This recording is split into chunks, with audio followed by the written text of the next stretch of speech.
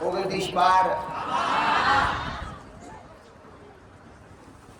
24 ને રવિવાર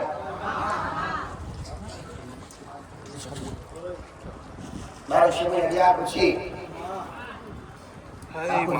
રામ રામ મળી ત્યારે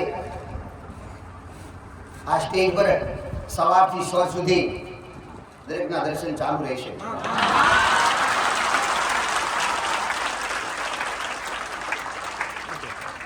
કોઈ પ્રસાદ કે જે તે કોઈ ભેટ અર્પણ કરવાની હોય એ આખો દિવસ મારી પહાડી છે.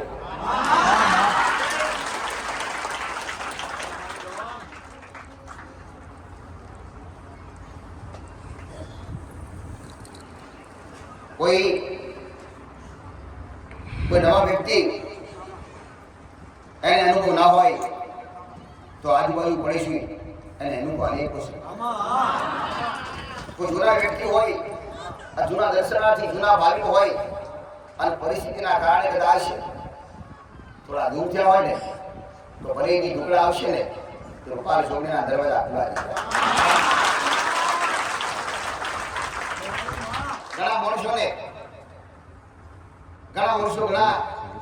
ઘણા દર્શનાર્થી જે દુખિયારા હતા અને મારી પાસે સહારો લીધો અને સહારો લીધા પછી કદાચ દૂર થયા હોય ને રૂપાલ ચોકડી આ સુધી કોઈને અતરાસ કર્યા નથી. અતરાસ કરીશ નહીં.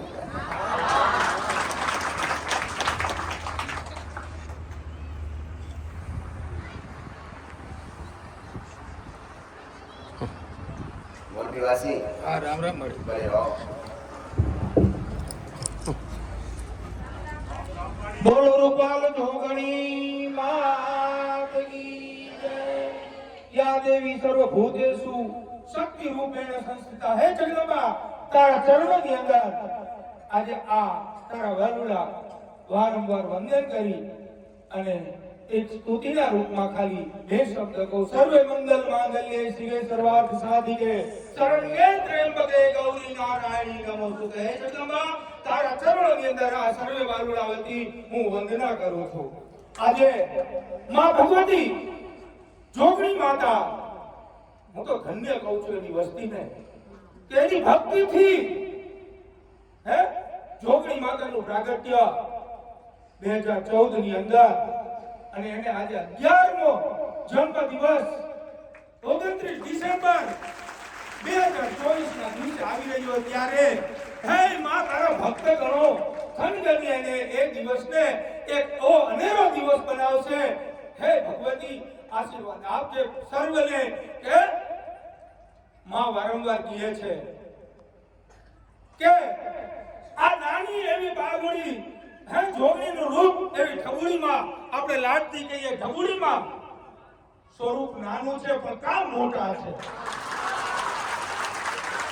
એવા અનેક દુખીઓના દુઃખ દૂર કર્યા એના પ્રગટ પરચા આપણે સર્વે જાણીએ છીએ. હે તો ઈ ઠબુડીમાંનો જો પ્રાગટ્ય દિવસ હોય અને પ્રાગટ્ય દિવસના દિવસે અરે કદાચ હું એમ કહું ને કે ઘરના ગમે એવા કામ હોય ને એનો ત્યાગ કરી અને માના ઉત્સવની અંદર આપણે હાજરી આપવી જોઈએ. માં વારંવાર કહે છે કે અહીંયા અનેક માણસોને અનેક કામ થયા, કરોડોના કામ થયા, દુખીઓના દુઃખ જેને કહેવાય અસાધ્ય રોગો મટાડ્યા ભાઈ. કે જેને ડોક્ટરોએ હાથ છોડી દીધો હોય ને એવા અહીંયા સાનિધ્યમાં આવ્યા તો હાજર થઈને આજે આ સાનિધ્યમાં બેઠા. અને પછી હારું થયા પછી સાનિધ્યને ભૂલી જાય છે. આ શબ્દો વારંવાર આવે છે તો એના માટે આપણું મંથન હોવું જોઈએ. દુઃખ મેં સમીર ને સબ કરે, સુખ મેં કરે ના કોઈ. જો સુખ મેં સુમિરન કરે તો દુઃખ કાહે કો. આ તમારા દુઃખ મટી ગયા, મારા દુઃખ મટી ગયા, આપણા દેવના સમાધાન થઈ ગયા અને જે સાનિધ્યમાંથી આપણને અનેક મંત્રો મળ્યા, સુખના મંત્રો મળ્યા, સુખના દ્વાર ખોલ્યા. એ સાનિધ્યને જો ભૂલી જઈએ ને તો તમારું પોતાનું ગુરુનું દેવ કોઈ દિવસ તમને છોડે. એ માફ કરે નહીં કોઈ દિવસ. અને એનો હું અનુભૂત દાખલો કહું છું. અનાયાસે ક્યારેક જો તમારા અંદર ભાવ બદલે ને તો તમારું ગુરુદેવ નારાજ થાય, હું ગેરંટી આપી કહું છું. ગુરુનો અનાદર જિંદગીની અંદર થવો ન જોઈએ. એક માવતરનો જેવી રીતે અનાદર ન થાય તો ગુરુનો અનાદર, અને ગુરુનો અનાદર થયો તો તમારું ગુરુદેવ કોઈ દિવસ તમારાથી રાજી ન હોય. હું છાતી ઠોકીને કહું છું.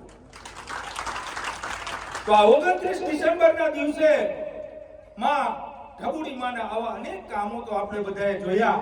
તો એનો પ્રાગટ્ય દિવસ આવતો હોય ત્યારે હર્ષ અને ઉલ્લાસ સાથે માને ભેટ ધરીશું, માના ચરણોમાં વંદન કરીશું અને માના સ્તુતિ અને ગાન કરીશું. તે દિવસને આપણે એક એવો દિવસ મનાવીશું કે જે ભૂતો અને ભવિષ્યથી બની જાય, એવો યાદગાર દિવસ બની જાય કે માને પણ મોજના તોળા છૂટે.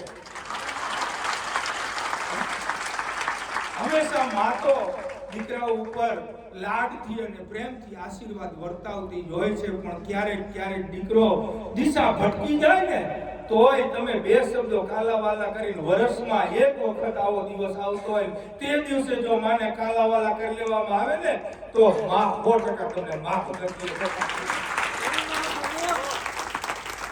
હું એમ માનું છું કે આપણા વિસ્તારની અંદર જ્યારે આપણા ગુરુ હોય, આવું એક જે મેં સાંભળેલી ગુરુજનો પાસેથી, મોટા મહાન સંતો પાસેથી સાંભળેલી એક વાત રજૂ કરું છું કે ગુરુના સાનિધ્યની અંદર, ગુરુના દર્શનાર્થે એના શિષ્યવૃંદે, એના સેવકોએ ક્યારે ક્યારે આવવું જોઈએ અને કેટલા સમયે ચોક્કસ આવવું જોઈએ. તો ગુરુની પરંપરા અને ગુરુના આશીર્વાદ તમને જે મળ્યા છે એ અખંડ ટકી રહે.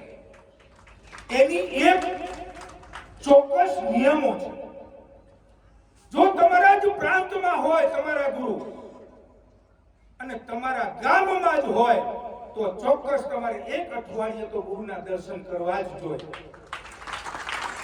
જો તમારા પ્રાંતમાં કે રાજ્યમાં હોય, તમારા રાજ્યમાં જ તમારા ગુરુ હોય, ગુરુ માતા હોય, તો મહિનાની અંદર શક્ય હોય તો મહિનામાં 2 વાર, પણ શક્ય ન હોય, કોઈ કામ અટવાયેલા હોય તો મહિને તો ચોક્કસ એક વખત તમારે ગુરુના દર્શન કરવા જ જોઈએ.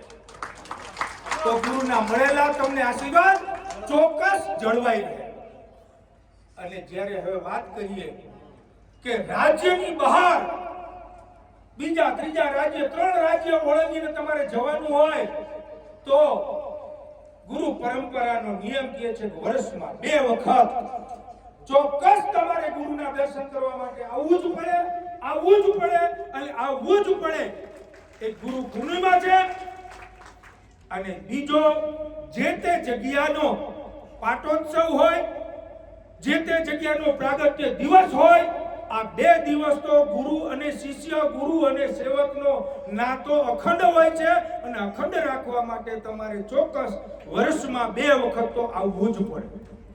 પણ આપણે બધાય તો અહીંયા ભાઈ ગુજરાતના રહેવાસી, નજીકના શહેરના રહેવાસી, મુકમ તો ધન્યતા અનુભવાય કે આ સાનિધ્યની અંદર કે કામ નથી, ચાલો આપણે માના સાનિધ્યમાં જઈશું, 2 અમૃત વાણી સાંભળશું, આનાથી આપણે ધન્ય થશું. આવા ભાવ સાથે હું કહું એક અઠવાડિયું કેમ જાય.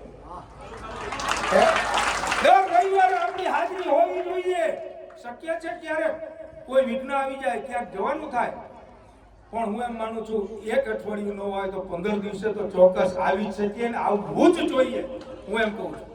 તો હું આપ સર્વે મારા ભાવિક મિત્રો, મારા ભાઈઓને હું એટલી 100% સરાહના કરું છું કે આવતી 29 ડિસેમ્બર માં ઢબુડીમાંનો પ્રાગટ્ય દિવસ, એ પ્રાગટ્ય દિવસને યાદગાર બનાવવા માટે, એની વંદના કરવા માટે, એની પ્રાર્થના અને પૂજા કરવા માટે એક ભાવિકોને સમાચાર પહોંચાડજો.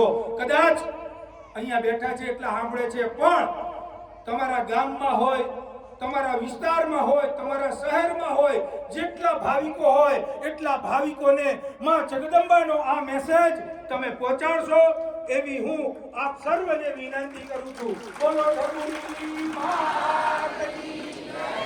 રામ રામ મારી, રામ રામ.